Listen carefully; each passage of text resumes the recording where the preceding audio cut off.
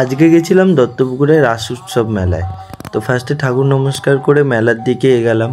তা প্রত্যেক বছর অন্য একটা লোকেশানে হতো, স্টেশন মাঠে, আমাদের এখানে বল খেলা মাঠ বলা হয়, কিন্তু এবারে অন্য একটা লোকেশানে হয়েছে ছোট জায়গার মধ্যে। তো চলো দেখা যাক। সেরকম ভিড় নেই, খালি খালি আছে। তো কম দোকানদারিও বসেছে ভিতরে।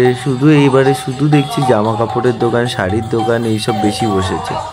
তো ভিতরে ঢুকে এখানে সব 99-এ পাওয়া যাচ্ছিল। এখান থেকে ঘুরে মেলার দিকে গেলাম। এখন তিতলি বলছে এটা নেবে, কিন্তু কী জিনিস কে জানে, 99-এ পাওয়া যাচ্ছিলো বলে ওকে আর কিনে দিইনি। তা ওখান থেকে গেলাম ফার্স্টে আমরা মেলার ভিতরে। তো পাপড়ি চাট, ঘুগনি, এইসব অনেক দোকান, অনেক রকমের দোকান বসেছে।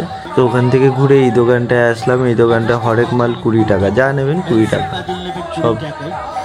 তারপর ওখান থেকে খেলাম মোমো, তন্দুরি মোমো। এটা একটা কাকার দোকানে, ফুটিমুটি বলে।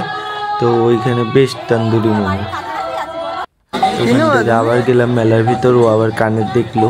কানের দেখতে দেখতে এত টাইমে ভিডিও পুরো রাখলে মানে ফোন ভর্তি হয়ে যেত। তারপর কানের কিনে ওখান থেকে আবার গেল পাপড়ি চাট খেতে। পাপড়ি চাট খেয়ে আজকে মেলা দেখা শেষ করলাম।